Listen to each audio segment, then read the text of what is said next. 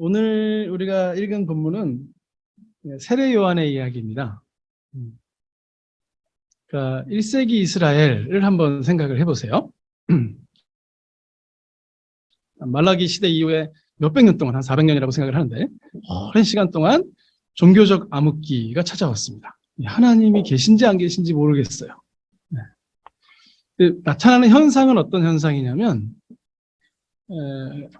얼마 전에 얼마 전은 아니죠. 한참 전에 포로로 잡혀갔다가 돌아오기는 했는데, 그래서 예루살렘 성전도 재건하고 성벽도 다시 재건하기는 했는데, 400년 동안 하나님은 안 나타난 것 같고요.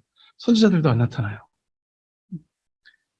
그런데 나라는 로마 제국에 의해서 침략을 당해서 갈기갈기 쪼개졌습니다. 그러니까 1세기 시대에는요, 처음에 헤롯 대왕이 이제 이 예루살렘 지역을 다 다스리다가 헤롯 대왕이 죽으면서 자기 아들 4명한테 나라를 4개로 쪼갰습니다. 우리 이제 성경에 분봉왕이라고 하죠. 구역을 관찰하는 사람들을 넷두고 넷이 이제 자기 구역들을 관장하기로 했었고, 그리고 이제 헤롯 왕의 아들 헤롯 안티파스라는 팔레스타인을 관장하는 분봉파스가요, 예루살렘 지역을 관장을 하려다 보니까 조금 유대인들에게 환심을 좀 사기 위해서 자기를 유대인의 왕으로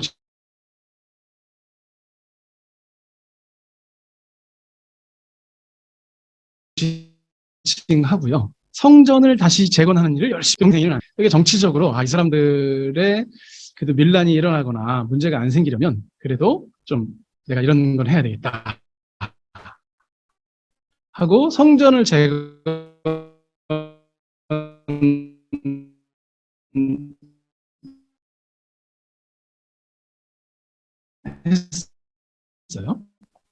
그런데 이제 이 헤로드 안티파스가 한 얘기가, 결국은 헤로디아가 빌립과 헤어지고요.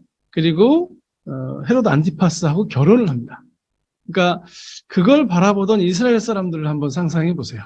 정치적으로 우리를 어쨌든 지도하는, 통치하는 지도자가 뭐 마음에 들리는 전혀 없지만 어쨌든 그 사람이 와서 하는 일이라고는 뭐냐면 그저 보기에 좋은 일이나 하고 있다가 실제로는 자기 동생의 아내를 자기 아내로 삼고 불륜을 저지르는 그런 상황을 보면서 사람들이 정치에 크게 기대할 수가 없는 그런 상황이었습니다. 그럼 이제 사람들이 정치적으로 기대하기가 힘들면 어디에 좀 이렇게 마음을 쏟게 되냐면 마음을 좀 쏟게 되겠죠. 안 그래도 유대인들은 또 종교에 굉장히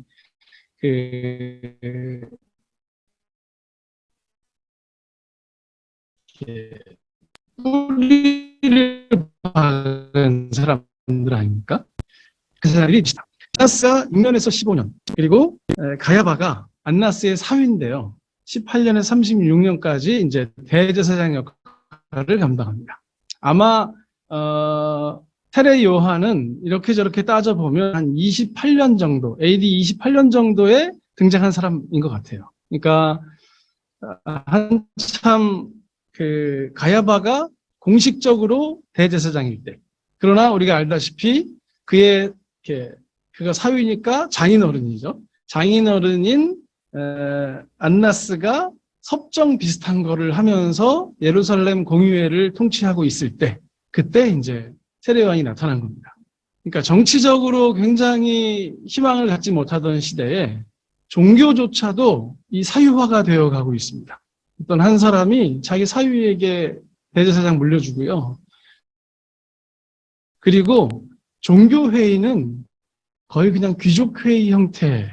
그래서 그 당시에 그 만행을 저지르고 있는 그 헤롯 안티파스에게 아무 소리도 하지 않는, 서로 결탁해서 잘 먹고 잘 사는 그런 시대였습니다.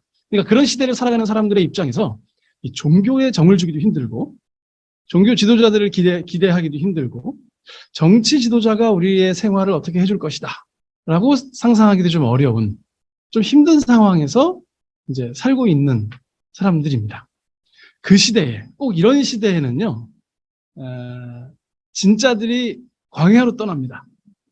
왜 그 종교개혁 시대가 오기 전에 중세가 많이 좀 교회가 타락했을 시기에 교회는 수도원 운동으로 그 근간을 유지하거든요. 수도원에서 진짜 여러 가지 일들이 벌어집니다. 그랬던 것처럼 그 시대에 SNF파라는 사람들이 있었습니다. 이게 무슨 역사 시간도 아니고 SNF파라는 사람들이 있어서 이 사람들은 광야로 나갔어요. 그래서 거기서 종교적인 신실함을 지키고 열심히 하나님을 섬기며 살았습니다. 근데 이제 여기 본문에 보면 요한이 어디로부터 오냐면 광야로부터 옵니다. 그러니까 아마 요한은 이 SNF파 사람 중에 하나가 아니었을까 하고 학자들이 추측을 합니다. 그리고 요한이 와서 한 일이 뭐냐면 요단강 주변에서 순회 사역을 해요. 뭐 교회가 하나 있었던 건 아니고 여기저기 다니면서 이제 하나님의 말씀을 선포하는데 주된 이제 선포의 말씀이 뭐냐면 회개하라. 천국이 가까웠다. 회개하라는 얘기입니다. 자, 백성들의 입장에서는요. 정말 종교도 너무 타락했고요. 그리고 정치도 타락을 해서 정말 마음에 들 데가 없고 어떻게 하나님께 우리가 나가야 하는지 정말 고민될 시기입니다. 선지자가 없은 지가 오래됐습니다. 암흑기예요. 이건 정말 이 상태에서 어떻게 하면 좋을까? 할 때 털보 아저씨가 나타나서 광야에서 살던 아주 거친 사람이 나타나서 회개를 선포하는 겁니다. 그러니까 사람들이요. 이때 공감이 되는 겁니다. 맞아. 이렇게 썩어 빠진 세상에 진짜 우리 회개해야 돼. 근데 그 회개하라고 말하는 메신저가 자기는 막 그랜저 몰고 다니면서 말하는 사람이 아니라 메뚜기와 석청을 먹으며 막 그 얘기를 피를 토하면서 하고 있으니 많은 사람들의 가슴에 와닿았을 겁니다. 그리고 많은 사람들이 이제 회개의 세례를 받으러 옵니다. 그리고 많은 사람들이 이제 회개를 하고 막 그러던 찰나에 사람들이 생각하기를 15절을 보면 백성들이 생각을 합니다. 혹시 그 요한이 오시겠다고 한 그 메시아가 아닐까? 저 지금 너무나 오랜 시간 동안 우리 아버지, 할아버지, 그 할아버지까지 계속 선지자들도 제대로 만나지 못하고 나라는 로마에 뺏겨서 이 모양 이 지경인데 아무도 이 문제에 대해서 옳은 소리 하는 사람도 없고 이런 어려운 상황 속에서 딱 나타난 요한을 보니까요. 혹시 저 사람이 아닐까? 하고 사람들이 얘기를 합니다. 그러자 요한이 난 아니다. 나는 진짜 오실 분의 신발끈을 풀기에도 힘든 사람이다. 나는 절대 아니다. 나는 고작 너희들에게 물로 세례를 주는 정도일 텐데 그분은 성령과 불로 세례를 주실 거다. 근데 거기서 끝나는 게 아니라요. 그분은 손에 키를 들고 자신의 타작마당을 깨끗이 치우셔서 알곡과 쭉정이를 갈라놓으실 거다. 이렇게 얘기를 합니다. 그러니까 요한의 자기 이해가 어떤지 굉장히 분명한 자기 이해를 갖고 있는 거죠. 사실 저는 꿈이 있는데 그 중에 하나가 뭐냐면 주제 파악하고 사는 겁니다. 자꾸 안 나설 때 나서고요. 나서야 될 때 안 나서기도 하고 막 그러고 살아요. 그래서 안 해도 되는 말을 괜히 옆에 있다가 몇 마디 거들었다가 혼날 때도 있고 또 어떨 때는 정말 잘못되고 있는 걸 딱 나서서 이건 아니지 하고 얘기해야 되는데 눈치 보느라고 못 나갈 때도 있고 막 그렇거든요. 근데 요한은 할 얘기 해요. 그리고 아닌 건 분명히 아니라고 해요. 그러면서 그리스도에 대한 바른 인식을 갖고 있습니다.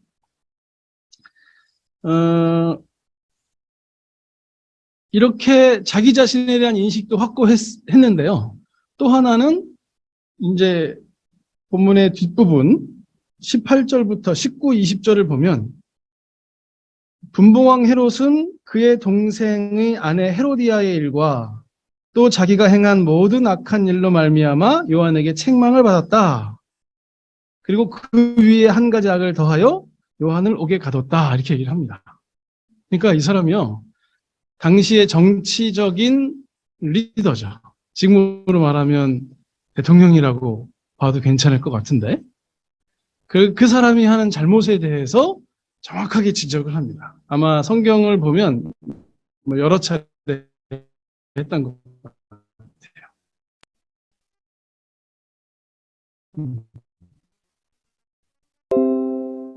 그리고 옥에 갇힙니다. 덕망을 가진 유대인들을 대표하는 사람들인 사내들인 공의회가 당신 동생 필립의 아내를 그렇게 뺏으면 되냐? 그렇게 불륜을 저지르면 되냐? 하고 뭐라고 했어야 될 사람은요, 사실 세례 요한이 아니라 사내들인 공의회입니다. 그러니까 참 묘한 사람이에요. 좀 약간 전혀 다른 두 가지 모습이 요한에게서 나타납니다. 하나는 뭐냐면 사람들이 와서 당신이 혹시 메시아 아닙니까? 라고 말할 정도로 인정을 받는 상황에서 저는 아닙니다 하는 모습이고요. 하나는 잘못하고 있는 권력자 앞에 가서 바른 소리를 똑바로 할 수 있는 능력입니다. 되게 서로 아까 저는 이게 반대라고 그랬잖아요. 해야 될 얘기는 잘 못하고 안 해야 될 얘기는 하고 이런 게 문제인데 이 사람 굉장히 이걸 잘하고 있어요. 자, 한번 생각을 해보십시오. 어떤 사람이 나는 그분의 신발끈을 풀기에도 감당하지 못할 사람입니다 라고 말할 수 있을까요?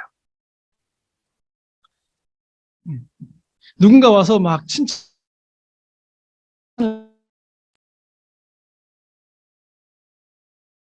칭찬하는데 당신이 혹시 그런 중요한 얘기를 할 때 딜러리인데요. 저는요 그분의 능력에 비하면 저는 안 됩니다 라고 얘기하는 사람은요 한편으로 혹시 자존감이 굉장히 낮은 사람, 그래서 자기가 능력이 있음에도 불구하고 그 능력조차도 인정하지 않는 사람일 수 있습니다. 가끔 그런 사람들이 있어요. 자기 능력을 자기가 믿지 못해. 그래갖고 너 괜찮은 사람이야 얘기해도 전혀 못 믿는 사람들이 있습니다. 자존감이 너무 낮아서 말이 잘 안 들리는 거죠. 자기의 강점을 받아들이지 못해요. 이런 사람 자기 약점도 잘 못 받아들입니다. 이런 사람이거나 아니면 자기 자신에 대한 아주 건강한 의식을 가지고 있기 때문에 자신을 정직하게 인정할 수 있는 사람. 그래서 내가 나 이상 포장되는 것에 대하여 정직하게 거절할 수 있는 사람. 그런 성숙한 사람이거나 둘 중에 하나일 겁니다. 또 어떤 사람이 최고의 권력자에게 그렇게 입 바른 소리를 여러 번 할 수 있을까요? 한편으로는요, 아주 패배의식에 사로잡힌 사람. 그래서 세상 모든 일에 불만을 가진 사람. 그래서 지가 죽는지 사는지도 모르고 아무 소리나 막 해대고 다니는 사람. 그런 사람이 있습니다. 그 자리가 어떤 자리인지도 모르고 그냥 자기 생각 함부로 얘기하고요. 옳은지 그런지도 모르고 막 그냥 남들 비난하고 하는 사람 있죠. 자기 문제를 해결하지도 못하면서 괜히 남들만 비판하고 있는 사람. 이런 사람들은 권력자 앞에서도 그냥 죽는지 사는지 모르고 얘기할 수 있습니다. 그게 아니라면 아주 명확한 사명감이 있는 사람.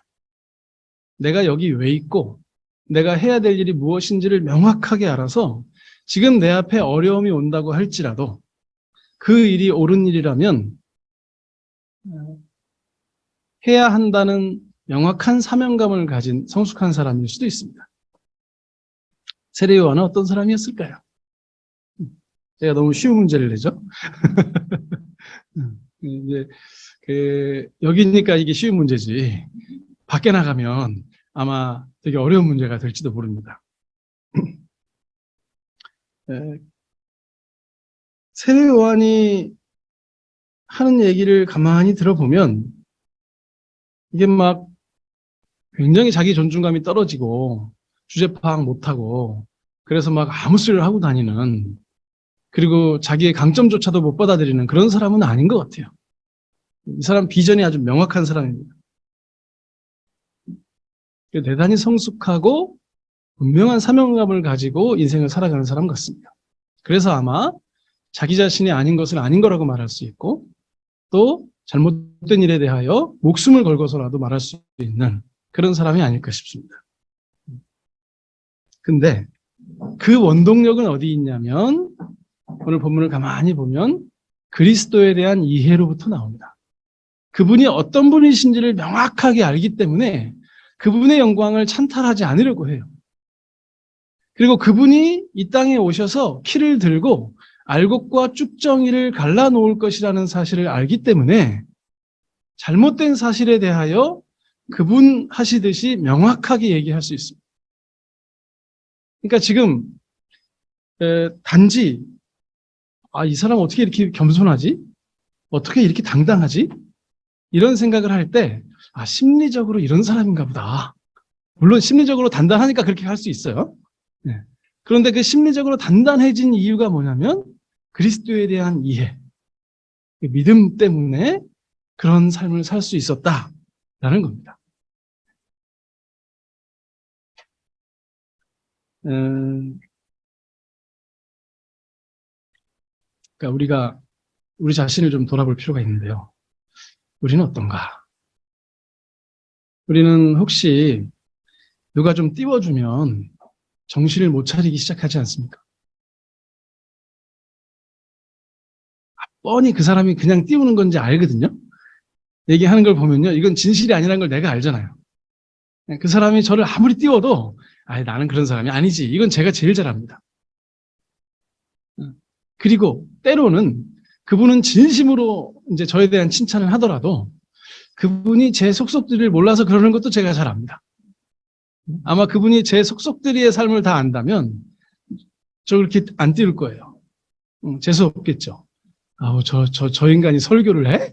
하고 막 짜증을 낼 수도 있습니다. 내가 그 교회는 안 나간다. 이럴 수 있어요. 그거를 아는데 왜 우리는 자꾸 거기 넘어갈까요? 우리가 그렇게 훌륭한 사람은 아니잖아요. 게다가 당신이 메시아입니까? 이런 얘기를 들을 정도는 당연히 아니고. 근데 우리는요, 삶에서 우리가 메시아가 되려고 합니다. 내 말 들어. 내가 시키는 대로 해. 내가 옳아. 내 방식대로 해야지 이 문제를 해결할 수 있어. 라고 자꾸 가정이나 조직에서 메시아의 역할을 내가 하려고 하죠, 자꾸.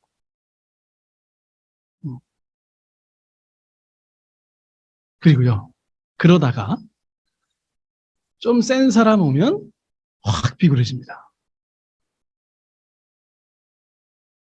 나보다 약한 사람 앞에서는 마치 메시아가 된 것처럼 다 내 말대로 하라고 큰 소리를 빵빵 치다가요. 높은 사람이 딱 오잖아요. 금방 비굴해져서 그 사람이 하는 말이 틀렸는데도 불구하고 계속 맞다고 그래요. 그 사람이 가지고 있는 돈과 권력이 우리한테 밥 한 끼 안 주거든요.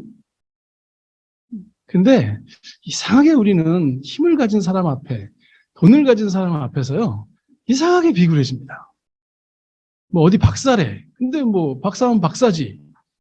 근데 이상하게 박사를 만나면 이렇게 그 사람 비율을 맞추려고 애를 써요. 오죽하면 야고보서에 그런 사람들이 교회에 오니까 교회 사람들의 태도가 달라진다는 얘기가 나오잖아요. 가난한 사람이 오면 절로 치워버리고 부자들이 오면 상석에 앉히고 대접해주고.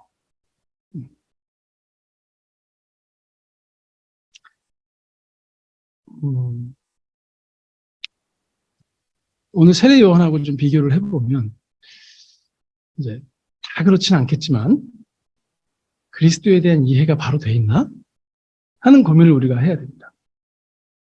우리에게 그리스도는 어떤 분이신가? 우리에게 하나님은 어떤 분이신가? 그래서 그 하나님 때문에 내가 겸손해질 수 있는가? 내가 그 하나님 때문에 때로는 당당해질 수도 있는가?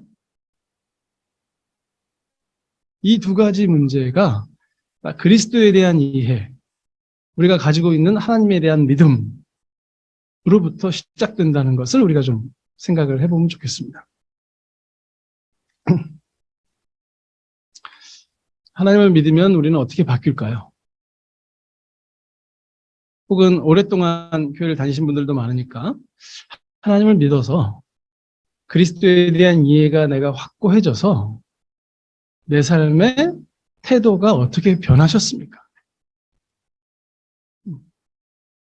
원래 내가 가던 삶이 이쪽 방향이었어요.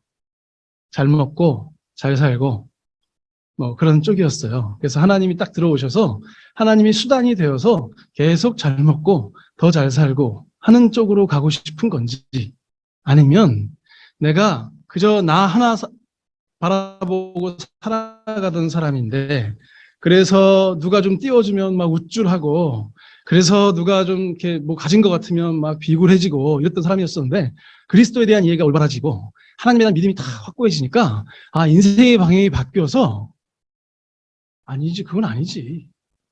난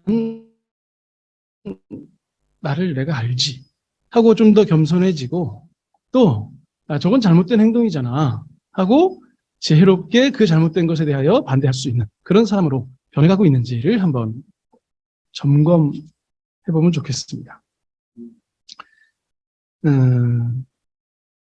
여기서 이제 함정은, 우리가 그리스도를 믿는다고 해서 그 문제가 한 번에 확 해결되지 않는다는 겁니다. 그러니까 이제 제가 방금 쫙쫙 이 두 방향을 얘기하면 죄책감이 들기 시작해요. 나는 그리스도를 안 믿는구나. 그렇게까지는 안 가셔도 괜찮아요. 왜냐하면 어느 누구도 그리스도를 믿는 순간 180도 바뀌는 사람은 없었습니다. 시간이 필요합니다. 믿음은 한순간에 완성된 상태로 나한테 훅 들어오는 게 아니고요. 그리스도께서 시작하시고 그리스도께서 완성하시는 건데, 그 안에서 내 안에서 점점 자라가는 것이기 때문에 그렇습니다. 그래서 그리스도를 믿음으로 겸손함과 당당함을 가진 사람은 지속되는 세월의 무게 속에서 흔들리면서 피어가는 꽃잎처럼 그렇게 성숙해가고 성숙해 갈 겁니다. 그리고 그 부분이 완전히 성숙되어 있는 사람도 없고, 그 믿음이 우리를 차츰 성숙하게 할 것으로 소망하며 살아가는 사람들만 여기 존재하는 거죠.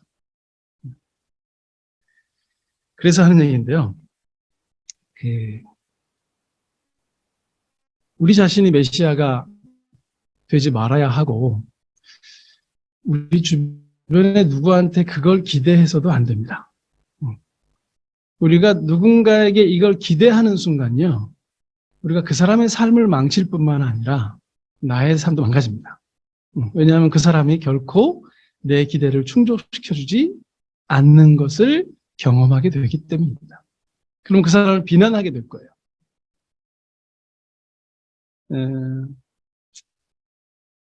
어떤 것도 누구도 우리의 메시아가 될 수는 없습니다.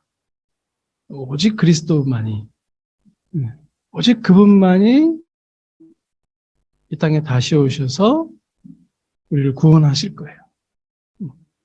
그 전까지 어떤 목사도, 어떤 장로도, 어떤 성도도 우리의 삶을 책임져 주지 않습니다.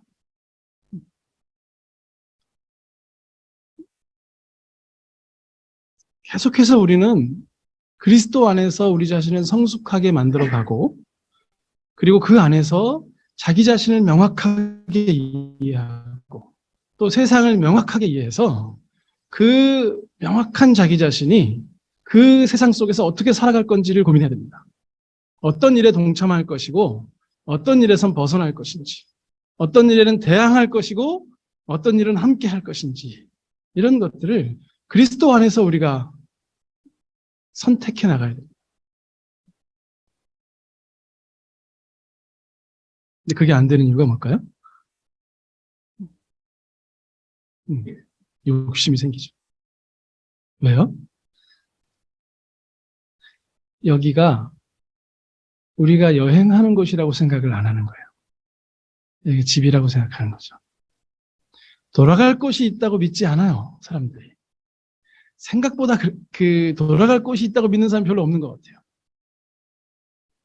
죽어서 천국 가겠다고 그렇게 얘기하더니 죽을 때쯤 되면 안 죽고 싶다고 자꾸 그래요.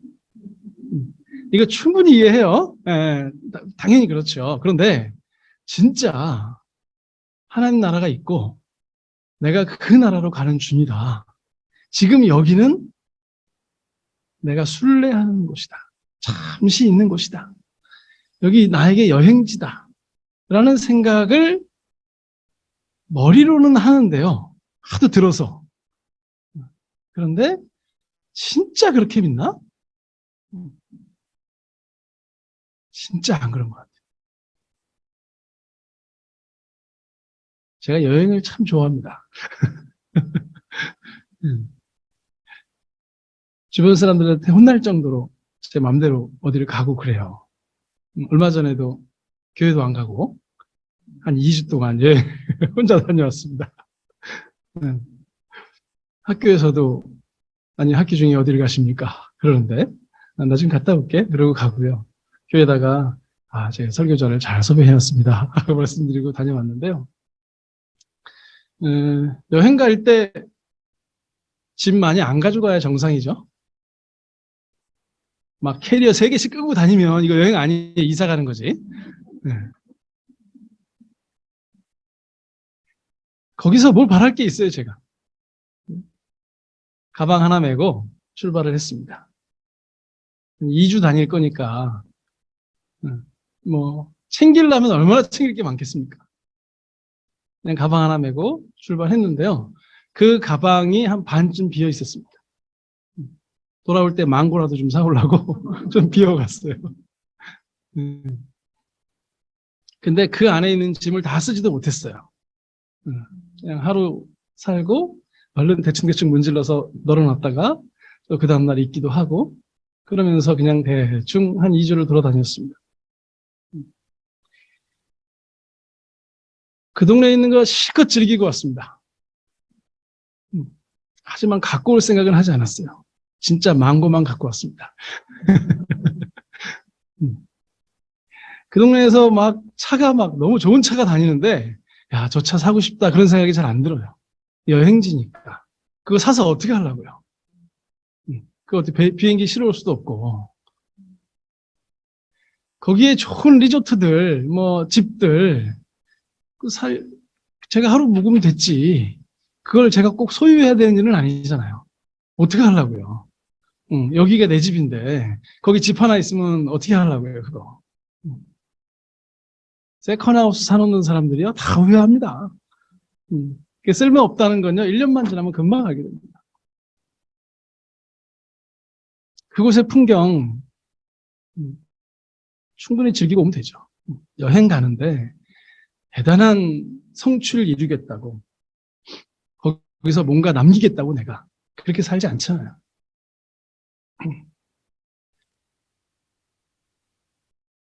여행지에서 무슨 권력을 누리겠습니까? 제가 여행을 좋아하는 이유 중에 하나는요. 진짜 아는 게 하나도 없어요. 가면. 어떻게 차를 타야 되는지 내가 밥을 먹으러 들어가서 뭘 시켜야 되는지도 몰라요. 그래서 누가 저한테 아무것도 안 물어봐요. 아무것도 결정하라고 말하지 않아요. 여기 있으면요. 성경은 이게 뭡니까? 자꾸 물어보고요.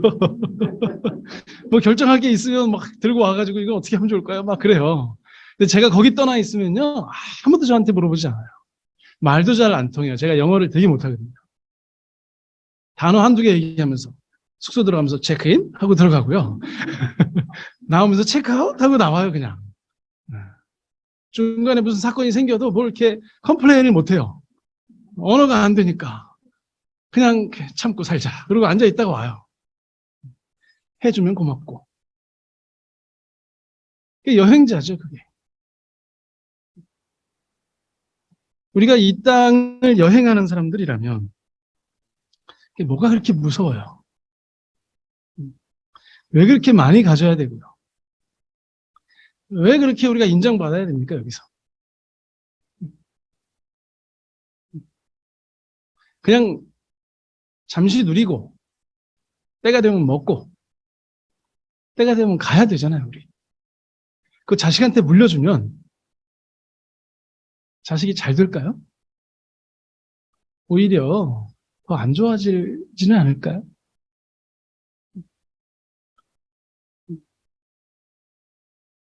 과연 여행을 하는 사람들이 왜 여기서 대단한 권력과 명예와 인기를 얻으려고 하는 것이고, 왜 여기서 비굴하게 남 눈치 보고 할 말도 못하면서 그러고 살아야 되겠습니까? 우리가 그리스도에 대하여 바로 이해한다면, 하나님을 믿는다면, 우리는 우리가 여행객이라는 사실을 인정하게 됩니다. 그리고 여기 여행을 하는 사람이라면, 이런 자의식을 갖고 있는 사람이라면, 요한처럼 이만큼은 아니어도 그래도 흉내는 내고 살겠죠. 내가 아닌 것을 아니라고 말할 수 있고, 잘못하고 있는 것에 대하여 비굴하게 숨거나 아부하지 않고 있는 그대로 말할 수 있고, 그렇게 살면 행복한 거죠. 막 집이 100평이라 행복한 게 아니고, 청소하려면 힘들잖아요. 제가 이번에 배추 400포기와 무 300개와 파 200개를 심었거든요. 부자 되는 것 같죠? 일이 쌓여 있습니다, 이제. 아이고, 이러는 거. 왜 그렇게 살아요? 제가 좋아하는 찬양이 있어요. CCM 가수 제가 많이 안 좋아하는데, 한웅재 목사님이라고 아주 제가 좋아하는, 그분은 저를 모르고, 저는 그분을 좋아하는 그런 분이 있는데, 그분 그 찬양 중에 가볍게 여행하기라는 찬양이 있어요. 제가 가사를 한번 불러드리겠습니다. 큰 가방 한가득 담긴 그 많고 많은 짐 중에 꼭 필요한 것은 뭔지 다시 한번 생각해. 긴 여행 어딘가에서 늘 후회하게 되는 일들, 나 스스로 챙겨 담은 그 모든 것의 아우성, 짐을 줄이고 가볍게 떠나기, 괜한 수고에서 자유할 수 있도록 지나온 길의 후회는 버리고 한 번뿐인 내 삶 가볍게 여행하기, 멀리 떠나고 높이 나르며 오래 걸을 수도 있는 나를 만들기, 다가올 길에 대한 두려움 버리고 한 번뿐인 내 삶 차분하게 여행하기, 한 번뿐인 내 삶 가볍고 참되게 여행하는 나를 만들기. 그냥 좀 사람답게 살고 그리스도인답게 그러면 충분할 겁니다. 그러면 안 될 건 없을 거예요. 근데 너무 가방에다가 뭘 많이 여행하면서 보는 것마다 다 내 걸로 만들고 싶으니까 이게 인생이 너무 무거워지는 거죠. 우리가 사답지 못한 삶을 살게 되는 거고, 우리가 그리스도인답게 살지 못하는 이유가 되는 거예요.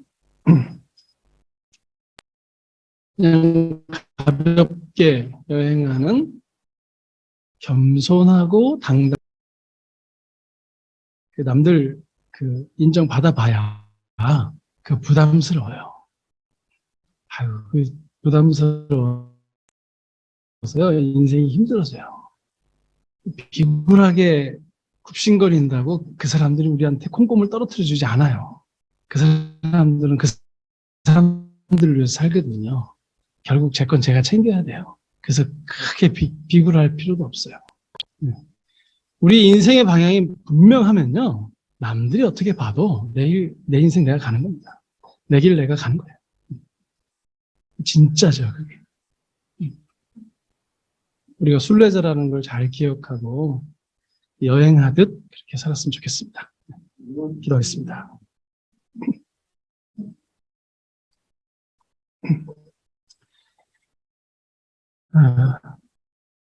우리의 진짜 주인이 되시는 아버지 하나님, 이 땅을 창조하시고 지금도 다스리시며 훗날 심판자로 오셔서 정확하게 알곡과 쭉정이를 나누어 주실 주님, 우리가 그 주님을 아버지라고 부를 수 있도록 허락하셔서 감사합니다. 자녀답게 너무 이 땅에 목매지 않으며 겸손하고 당당하게 살아가는 우리가 될 수 있도록 은혜 베풀어 주시옵소서. 예수님의 이름으로 기도합니다.